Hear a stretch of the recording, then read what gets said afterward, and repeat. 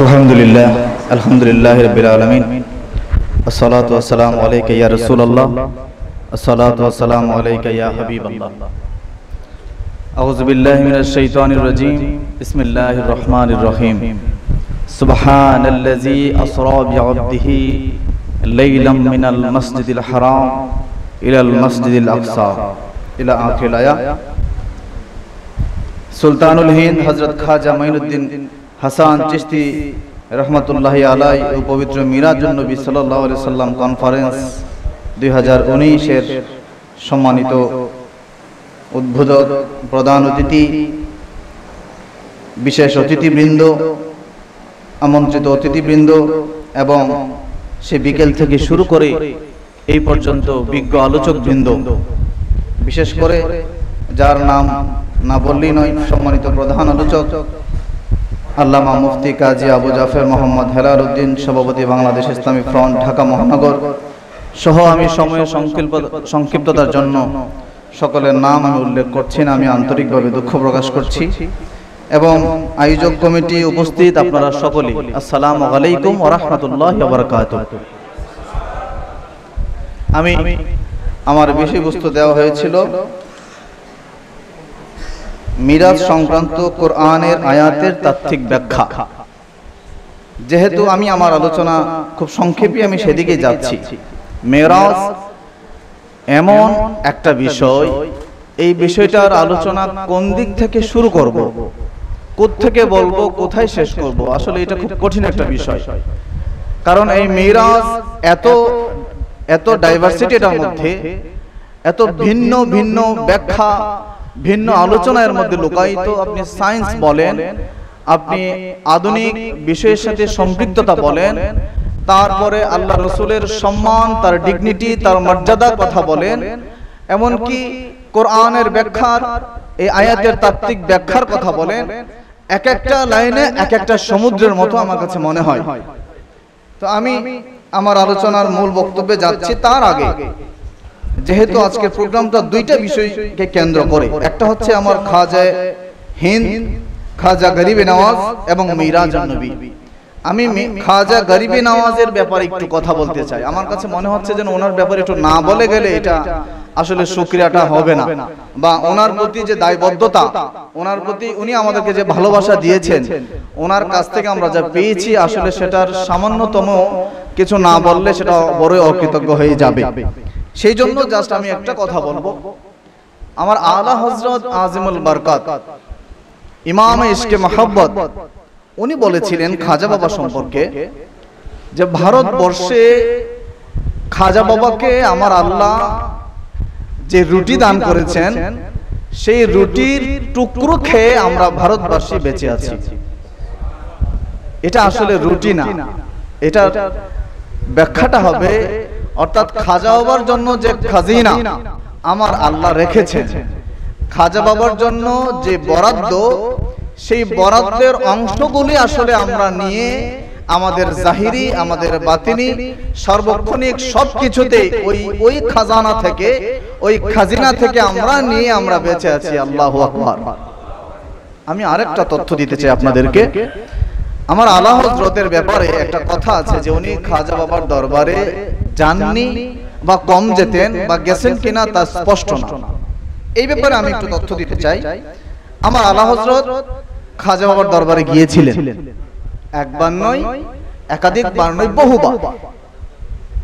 তবে হ্যাঁ, এখানে একটা বিশেষ কথা আছে। আমার আলা হযরত যখন খাজা বাবার দরবারে যেতেন, খাজা বাবার দরবারের ভিতরে যে মূল রওজা শরীফ, পিছনে যারা ছাত্র ভাইয়েরা আছো তোমরা কথা বলবা না, পিছনের ছাত্র ভাইয়েরা কথা বলবা না, এত করে বক্তার মনোসংযোগে বিঘ্নতা ঘটে। আমি দৃষ্টি আকর্ষণ করছি যে খাজা বাবার ভিতরের যে মূল রওজা শরীফ, এই রওজা শরীফের ভিতরে আলা হযরত ঢুকতেন না। বিরুদ্ধবাদীরা এটাকে বলেন যে খাজা বাবা, আলা হযরত খাজা বাবার দরবারে যেতেন না। তো ভিতরে ঢুকতেন না কেন? হাজার হাজার মানুষ, লক্ষ লক্ষ মানুষ ভিতরে ঢুকছে, খাজা বাবার দরবারে সালাম দিচ্ছে, ভিতরে ঢুকে, কিন্তু উনি ভিতরে ঢুকতেন না কেন? কিতাবে আসছে যে উনি রওজা পাকের সামনে, মূল রওজার বাহিরে খাজা বাবার পা মুবারক যেদিকে, ঠিক সেই দিকে উনি বাহিরে বাম হাতের উপর ডান হাত এই রকম করে রেখে উনি দাঁড়িয়ে থাকতেন। ওনার মুরিদরা জিজ্ঞেস করত, কি ব্যাপার হুজুর, সবাই যাচ্ছে ভিতরে, সালাম দিচ্ছে, রওজা শরীফ জিয়ারত করছে, আপনি ভিতরে ঢুকছেন না কেন? বা আপনাকে কখনই দেখি না ভিতরে ঢুকতে, কারণটা কি? উনি বলতেন কি জানেন? উনি বলতেন, আমার কাছে এত ভালো লাগছে, মানে আমার আল্লাহ হযরত কোথায়, কি চিন্তা করেন উনি। আমরা আসলে ওনাকে পৃথিবীর সামনে তুলে ধরতে পারেন, এটা আমাদের ব্যর্থতা। উনি জবাব দিলেন ওনার মুরিদদেরকে যে, বাবারা, ভিক্ষুককে কখনো দেখেছো বাদশার অন্দরমহলে ঢুকতে? ভিক্ষুক বাদশার অন্দরমহলে ঢুকা তো ভিক্ষুকের অর্ডার নেই, ভিক্ষুকের জন্য সাজে না এটা। ভিক্ষুকের জায়গা হলো বাদশার অন্দরমহলের বাহিরে দরজার সামনে। আমি তো ভিক্ষুক, খাজা বাবার বাদশার ঘুমানোর জায়গায়, বাদশার অন্দরমহলে আমি ঢুকতে পারি না। আমি ভিক্ষুক, এই জন্য আমি দরজার সামনে দাঁড়িয়ে আছি, আমার ভয় লাগে, আমি ভিতরে বাদশার সামনে আমি দাঁড়াতে পারি না, এই জন্য আমি বাইরে থাকি। শুধু তাই নয়, এই খাজা বাবার যে বাউন্ডারিটা দরবারের, এই বাউন্ডারির বাহিরে যেখানে অসংখ্য খুদ্দামদের এলাকা, খুদ্দামদের বাড়িঘর, খাদেমদের, ওই ওনাদের এই বাড়িদের বাড়িঘরের ভিতরে আমি দেখলাম, নিজে আমি দেখলাম, আমাকে একজন দেখালেন যে দেখেন হুজুর, লেখা আলা হযরত গলি, অর্থাৎ একটা গলির নাম আলা হযরতের নামে। অথচ আজকে বাংলায় বাংলাদেশের বিরুদ্ধবাদীরা বলে যে আপনাদের আলা হযরত তো খাজা বাবার দরবারে যাননি কখনো। আমি আর সেদিকে যাচ্ছি না, কারণ আমার আলোচনার বিষয়টা হচ্ছে মেরাজ সংক্রান্ত আয়াতের তাত্ত্বিক ব্যাখ্যা। আমি খুব সংক্ষেপে আলোচনা করব, কারণ এই মেরাজের আমার যেটা বললো যে 8:30টার ভিতরে শেষ করে দিবে প্রোগ্রাম, আর আয়াতের ব্যাখ্যা হলো সাবজেক্ট। সুতরাং এটার বিস্তারিত ব্যাখ্যা করা আধা ঘন্টা কেন, আধা মাসেও সম্ভব না। আমি যতটুকু মনে করি যে একটু বলে যাই, আমি ততটুকু বলবো ইনশাআল্লাহ। সুবহানাল্লাযী আসরা বিআবদিহি লাইলাম। সুবহান, তিনি সেই মহান সত্তা। কে মহান সত্তা? সুবহানাল্লাযী, তিনি সেই মহান সত্তা। কাকে বলা হচ্ছে? আল্লাহকে বলা হচ্ছে। কি করেছেন উনি? কেন এমন মহান সত্তার কথা বলা হচ্ছে এখানে? আসরা, যিনি তার হাবিবকে মেরাজ করিয়েছেন, বিআবদিহি, তার হাবিবকে মেরাজ করিয়েছেন। কখন করিয়েছেন?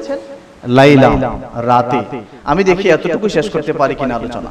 লাইলা, রাতের বেলা করিয়েছেন। কেন আল্লাহ? তুমি রাতে করিয়েছো, দিনের অপরাধ কোথায়? দিনে কেন করাও নাই? দিনের অপরাধটা কোথায়? তুমি রাতে তাকে কেন করাইলা? সুবহানাল্লাযী, তিনি সেই মহান সত্তা যিনি করিয়েছেন। দেখেন, এই আয়াতের প্রথমে আমার আল্লাহর জাতি নাম এবং সিফতি নাম নাই।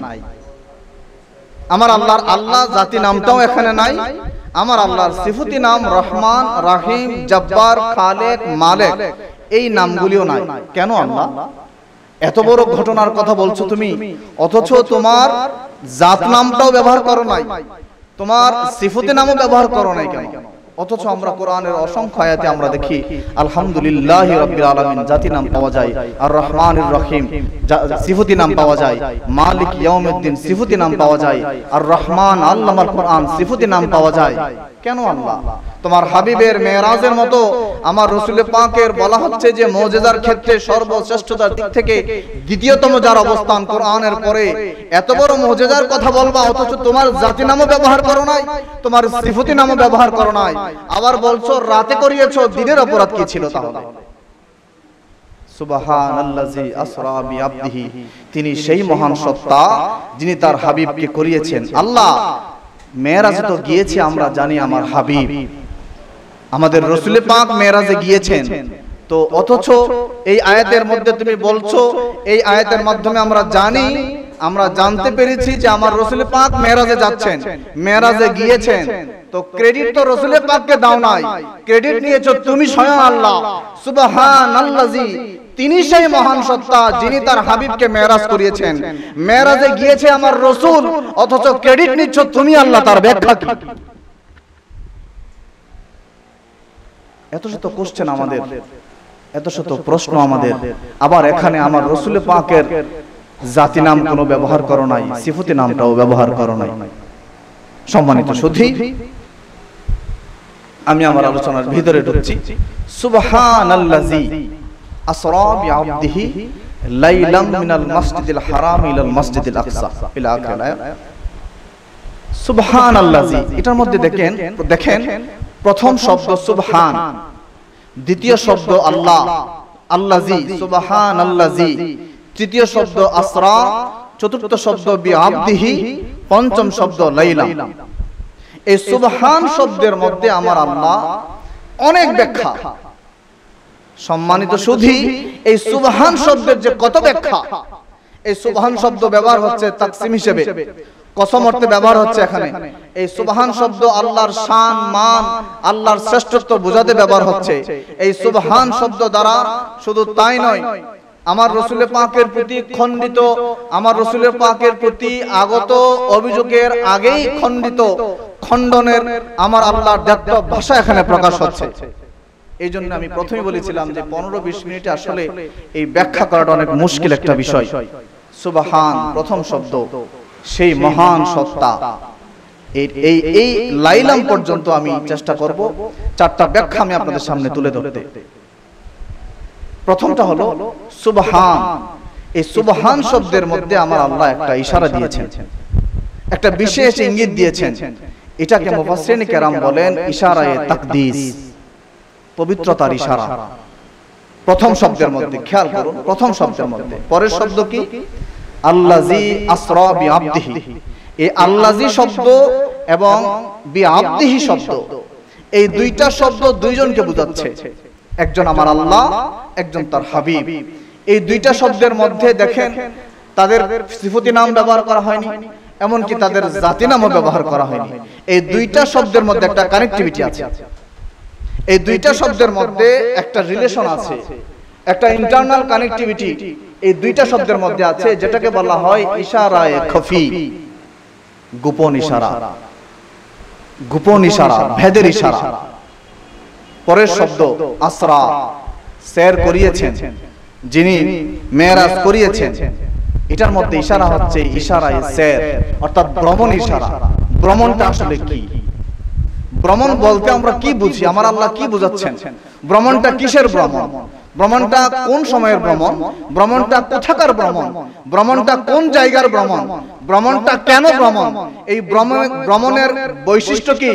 What is the characteristics of this journey? এই ভ্রমণের আসল বৈশিষ্ট্যটা কি? এই সব কিছুর মূলে এই শব্দ আসরা।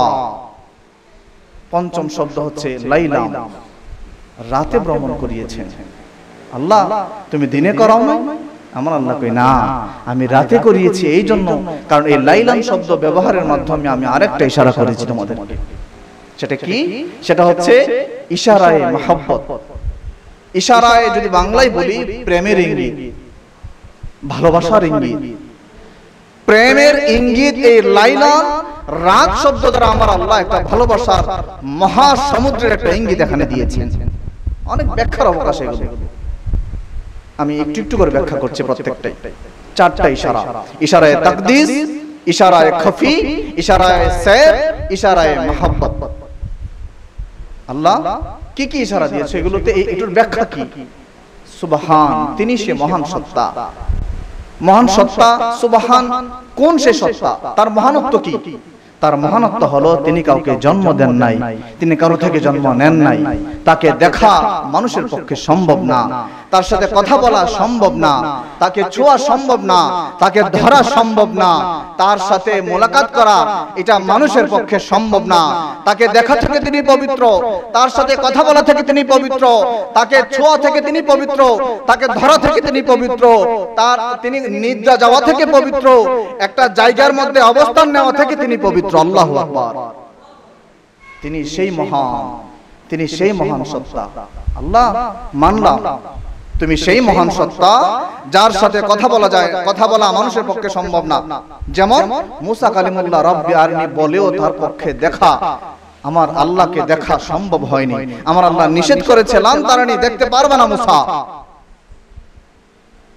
দেখা আমাকে, আমি তোমাদেরকে দেখা থেকে আমি পবিত্র, তোমাদের চর্ম চোখে আমাকে দেখা থেকে আমি পবিত্র, আমাকে ছোঁয়া থেকে আমি পবিত্র, আমাকে টাচ করা থেকে আমি পবিত্র।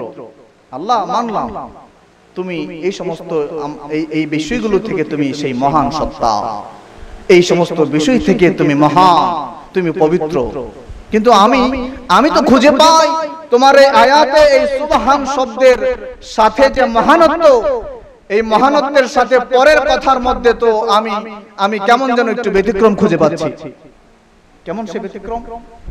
তিনি সেই মহান সত্তা, ধরা থেকে, ছোঁয়া থেকে, দেখা থেকে, কথা বলা থেকে তিনি পবিত্র। অথচ এই কথাটা বলে তুমি যে ঘটনার কথা ইঙ্গিত করছো, তুমি যে মেরাজের কথা ইঙ্গিত করছো, সেই মেরাজটা, সেই ঘটনাটাই হলো দেখার, সেই ঘটনাটাই হলো কথা বলার, সেই ঘটনাটাই হলো মুলাকাতের। অথচ তুমি শুরু করেছো এমন শব্দ দ্বারা, যেই শব্দটা তোমার মুলাকাতকে অস্বীকার করে, তোমার সাথে কথা বলা থেকে অস্বীকার করে, তোমাকে ধরা থেকে অস্বীকার করে। আল্লাহু আকবার। এটার ব্যাখ্যা কি? এটার মাহাত্ম্য কি? এটার ইন্টারনাল এক্সপ্লেনেশনটা কি? মুফাসসিরিন কেরাম বলেন যে আমার আল্লাহকে দেখা থেকে, ছোঁয়া থেকে, ধরা থেকে, কথা বলা থেকে উনি পবিত্র। উনি ঘুম যান না আমাদের মতো, কিন্তু উনি যাকে দেখা দিতে চান, যার সাথে কথা বলতে চান, যার সাথে মোলাকাত করতে চান, উনি তো রব্বে কায়নাত। ওনাকে দেখা যায় না, উনি দেখা দিলে দেখা যায়। ওনার সাথে কথা বলা যায় না, উনি যার সাথে কথা বলেন তার সে আমার আল্লাহর সাথে কথা বলতে পারে। আমার রাসূল পাক বলছেন না আমি আমার আল্লাহর সাথে কথা বলেছি, আমার রাসূল পাক বলছেন না আমি আমার আল্লাহকে দেখেছি, আমার আল্লাহ বলছেন আমাকে দেখা যায়, আমি আমার রাসূলকে দেখা দিয়েছি। আমার সাথে কথা বলা যায় না, আমি আমার রাসূলকে ডেকে এনে কথা বলেছি। আমার সাথে মুলাকাত করা যায় না, আমি আমার রাসূলকে আমার কাছে নিয়ে এসে আমি মুলাকাত করেছি।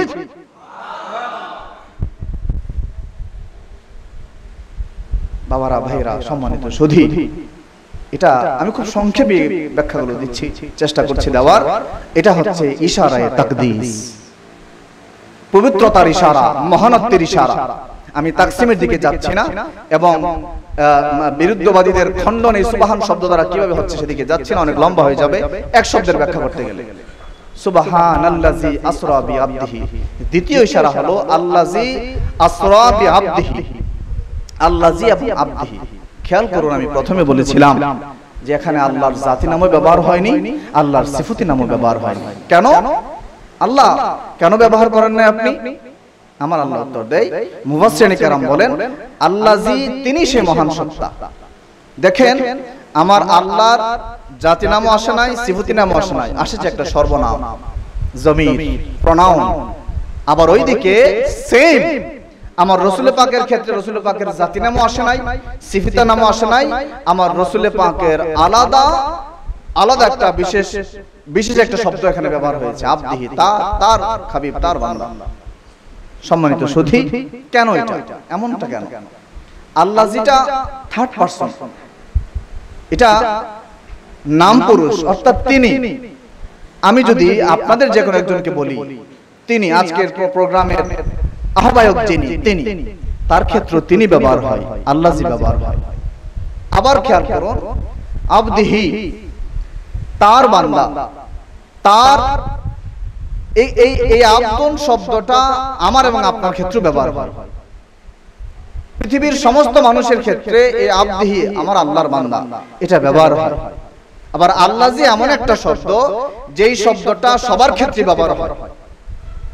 এই শব্দ দ্বারা আমার আল্লাহ বুঝিয়েছেন যে আমি জানি আমার হাবিবের মেরাজ তোমরা অস্বীকার করবে, এই জন্য আমি আল্লাহ আল্লাজি এবং আব্দুন শব্দ ব্যবহার করেছি, এই জন্য যে তোমরা আল্লাজি তিনি সবার ক্ষেত্রে যেটা ব্যবহার হয়, এটা এমন শব্দ, আম শব্দ, এই তিনি দ্বারা যে কাউকে বোঝানো যায়, তারপরেও তোমরা কাউকে বুঝাবে না।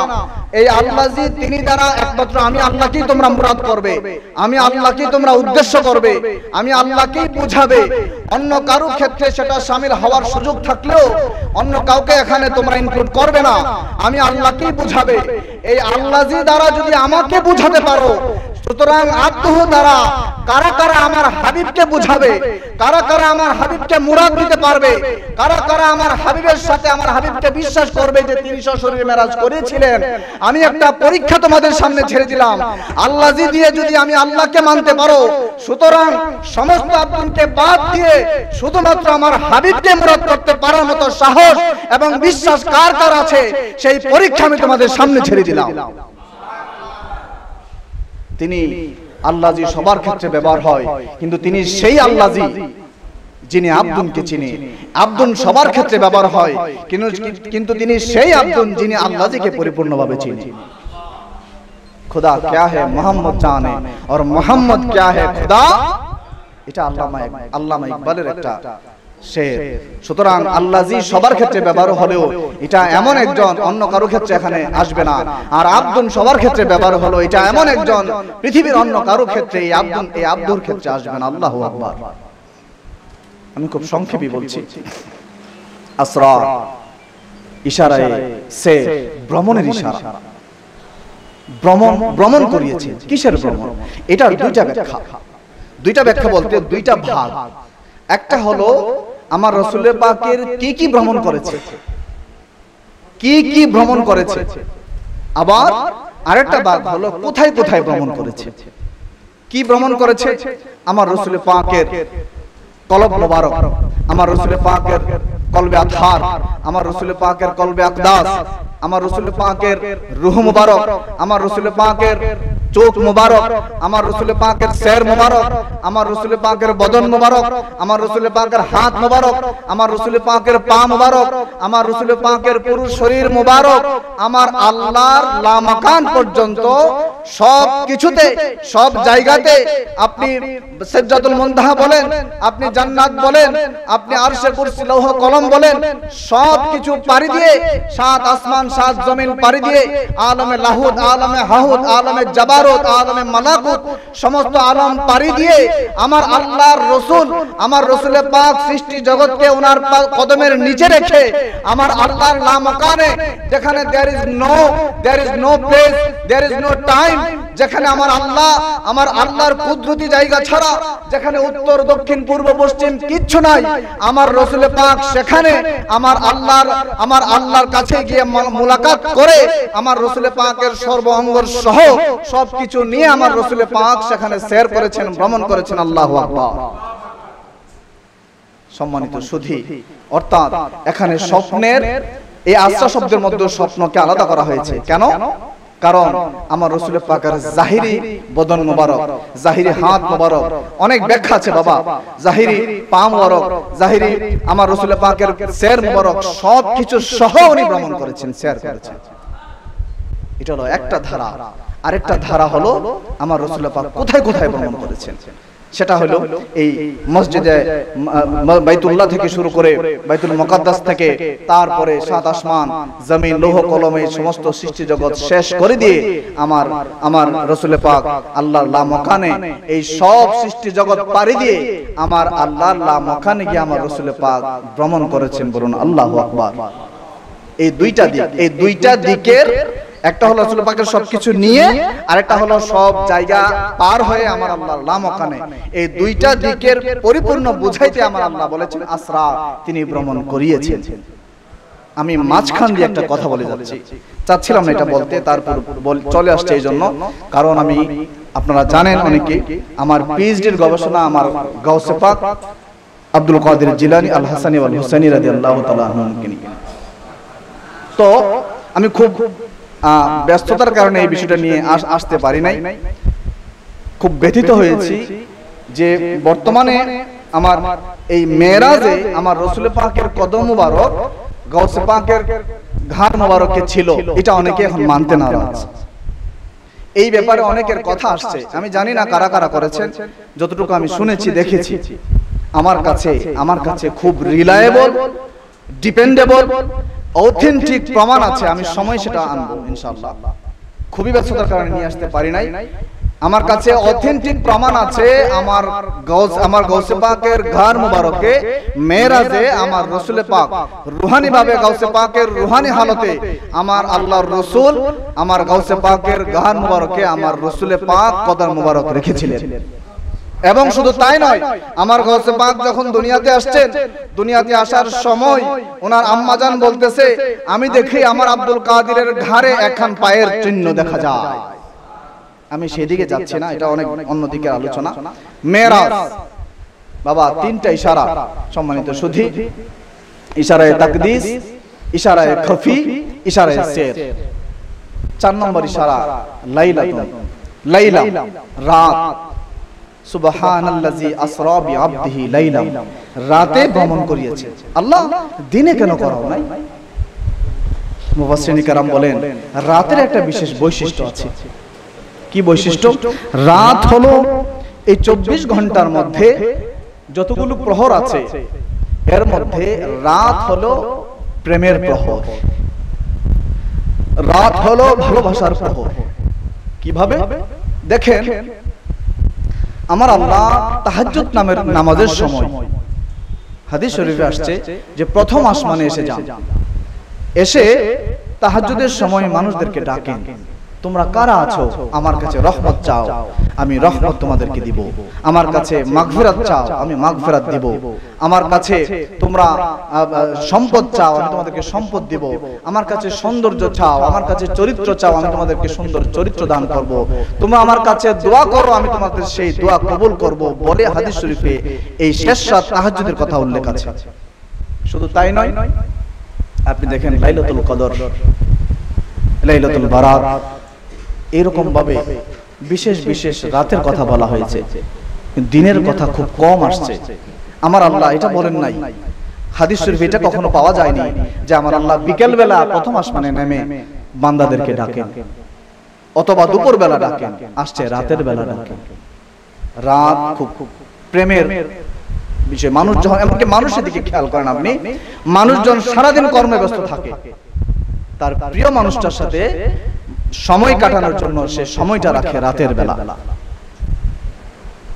Don't take it otherwise. আমার আল্লাহ এই দিন এবং রাতের মধ্যে রাতটাকে বিশেষভাবে গ্রহণ করেছেন, কারণ এটা প্রেমের সময়। আমার আল্লাহ দিনটাকে ব্যবহার না করে, গ্রহণ না করে রাতটার মধ্যে মেরাজটা গ্রহণ করেছেন। এই জন্য, কারণ রাত হলো প্রেমিক এবং প্রেমাস্পদের সময়, মাহবুব এবং হাবিবের সময়, আশিক এবং মাশুকের সময়, প্রেমিক এবং প্রেমাস্পদের সময়। আল্লাহু আকবার।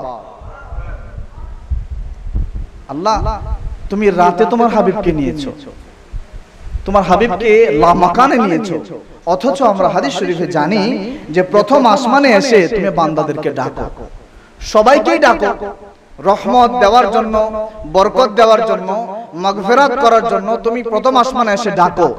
তোমার হাবিবকে তাহলে তোমার কাছে কেন ডেকে নিলা? মুফাসসিরিন کرام বলেন যে আমার আল্লাহ প্রথম আসমানে আসেন, এসে সবাইকে ডাকেন। এর মধ্যে এই রহমত, এই বরকত, এই মাগফিরাত, এই খুশনত, এই সমস্ত কিছুর মধ্যে এর মধ্যে অংশীদার শুধুমাত্র আমি আপনি হয় না। এর মধ্যে অংশীদার মানব জাতি যেমন হয়, তেমনি করে ফেরেশতা জাতি হয়, তেমনি করে জিন জাতি হয়।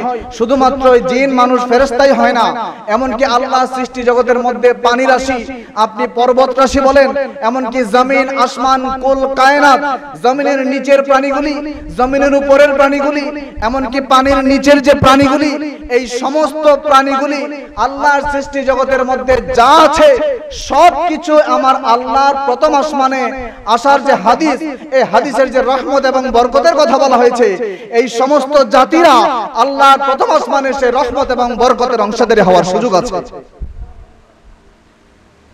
আছে। আমার আল্লাহ বলেন না, এটা তো আমার আম রহমত, এটা তো হচ্ছে ইজমালি বরকত, এটা তো হচ্ছে ইজমালি সম্মানের বরকতের কথা, মর্যাদার কথা, মাগফিরাতের কথা। যে ইচ্ছা করবে সেখান থেকে নিতে পারবে, যে চাইবে সেখান থেকে চেয়ে পরিশ্রম করে সেখান থেকে নিতে পারবে। আমার হাবিব তো এজমালি না, আমার হাবিব তো সাধারণ না। আমার হাবিব তুমিও সেখান থেকে বরকত আনবে, আমার হাবিবও দৌড়ে গিয়ে সেখান থেকে বরকত আনবে। আমি আল্লাহ সেটা বরদাস্ত করি না। এই জন্য সাধারণ রহমত এবং বরকত যেই জায়গায় পাওয়া যায়, আমার হাবিবকে সেখানে আমি রাখি নাই। আমার হাবিবকে বরং আমি দাওয়াত কার্ড দিয়ে, আমি লোক পাঠিয়ে, ফেরেশতাদেরকে পাঠিয়ে, আমি আসমান জমিন সুসজ্জিত করে আমার হাবিবকে আহলান এবং সাহলান দিয়ে সমস্ত সৃষ্টি জগৎকে আমার হাবিবের পায়ের নিচে রেখে আমার আল্লাহ মাকানে এমন এক জায়গায় নিয়ে এসেছি যেখানে ফেরেশতা জাতির রহমত পাওয়ার অংশীদার হওয়ার সুযোগ নাই, মানুষ জাতির অংশীদার হওয়ার সুযোগ নাই, জিন জাতির সুযোগ নাই, এমনকি কুল কায়নাতের অন্য কোন সৃষ্টির রহমত বরকত পাওয়ার সুযোগ নাই। এমন একটা জায়গায় এসে, এমন একটা জায়গায় আমার হাবিবকে নিয়ে এসে, আমার হাবিব এবং আমি, ইন্নাহু আস-সামিউল বাসির, আমি কথা বলি আমার হাবিব শুনে, আমাকে আমার হাবিব দেখে, আমার হাবিব কথা বলে আমি শুনি, আমার হাবিবকে আমি দেখি, আর কারো অংশীদার এখানে নাই। এটা বোঝানোর জন্য, আমার হাবিবের খাসলত বোঝানোর জন্য, আমার হাবিবের স্পেশালিটি বোঝানোর জন্য আমার হাবিবকে দাওয়াত করে, বিশেষ করে লামাখানে আমার কাছে নিয়ে এসে আমি দিদার দান করেছি।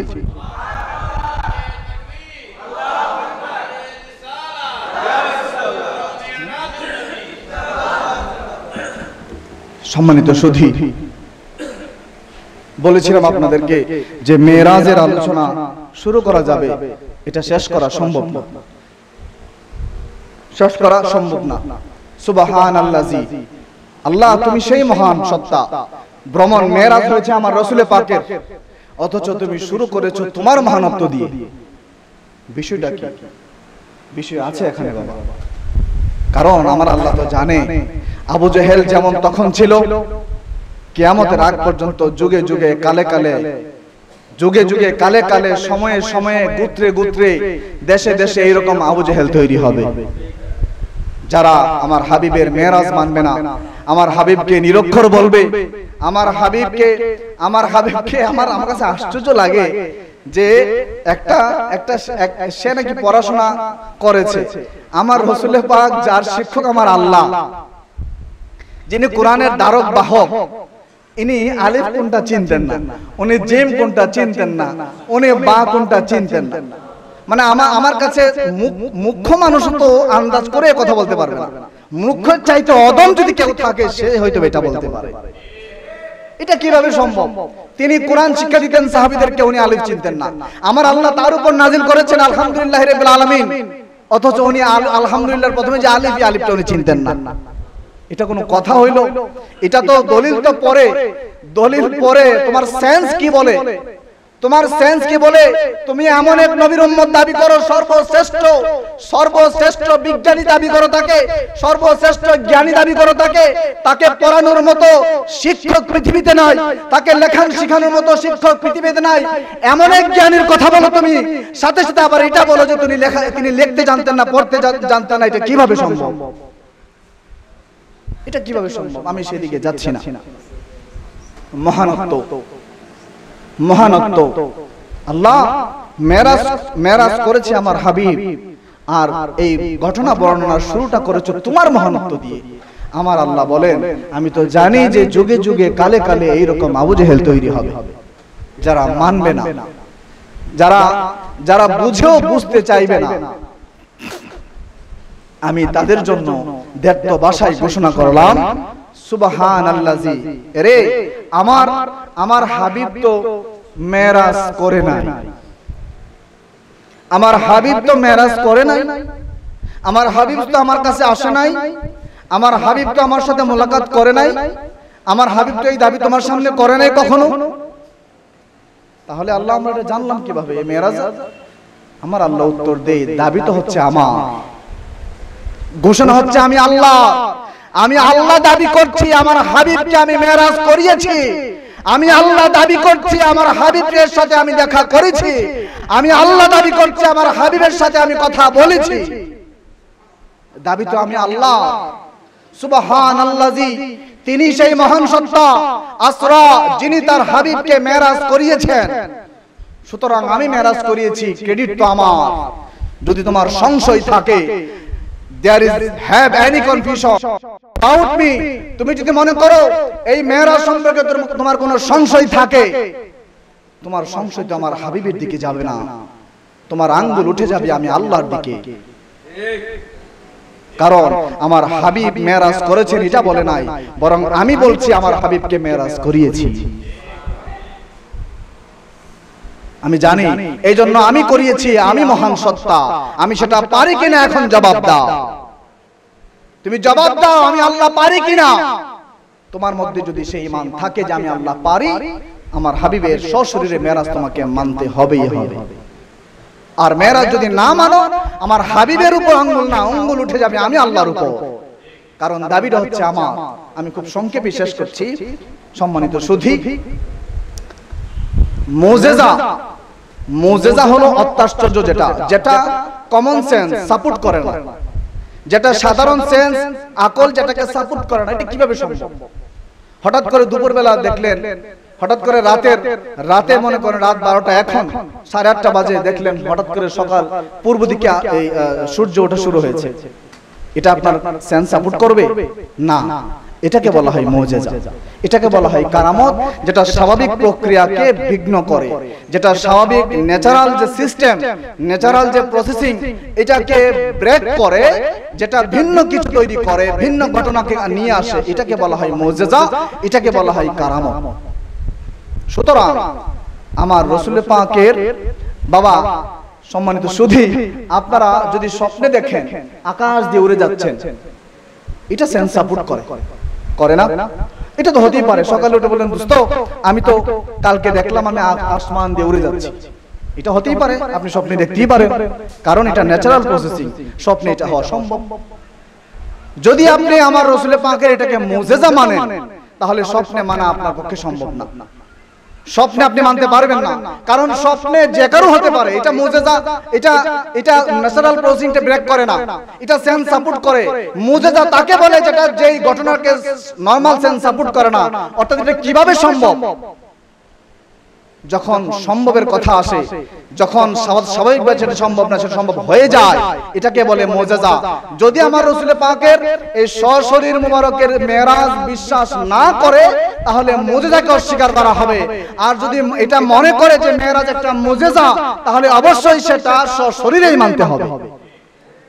একটার সাথে আরেকটা এরকম ভাবে কানেক্টেড, একটাকে মানলে আরেকটা অটোমেটিক্যালি চলে আসে। সম্মানিত সুধী, আমি আর সামনে যাচ্ছি না। অলরেডি সম্মানিত সঞ্চালক ডান পাশে দাঁড়া অনেকক্ষণ যাবত, আমি শেষ করে দিচ্ছি। বিশেষ করে সেই প্রথম থেকে শুরু করে এই পর্যন্ত অনেক আলোচনা আজকে হয়েছে মেরাজুল নবীর উপর, আমার খাজা গরিবি নওয়াজের উপর। এই বিষয়গুলো আমরা আমল করব, আমাদের আকীদাকে পুক্ত করব। এবং বিশেষ করে আপনারা যারা দূর থেকে আসছেন, বিশেষ করে এখানে যুবক বেশি, আমি মনে করি বাংলাদেশ ইসলামী ছাত্র সেনা, যুব সেনা এই প্ল্যাটফর্মটাকে আমাদের সর্বাত্মক আর্থিক মানসিক পরিশ্রম সবকিছু দিয়ে ঝাঁপিয়ে পড়ার, এখনো আমাদের পিঠ দেয়ালে ঠেকে গেছে, ঠিক কিনা?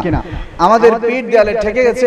এই জন্য ছাত্র সেনা, যুব সেনা বলেন, এই প্ল্যাটফর্মে আমাদের জান, মাল, আকীদা, বিশ্বাস সবকিছু দিয়ে আমাদেরকে সার্বক্ষণিকভাবে আমাদেরকে কোরবান করে দিতে হবে নিজেকে।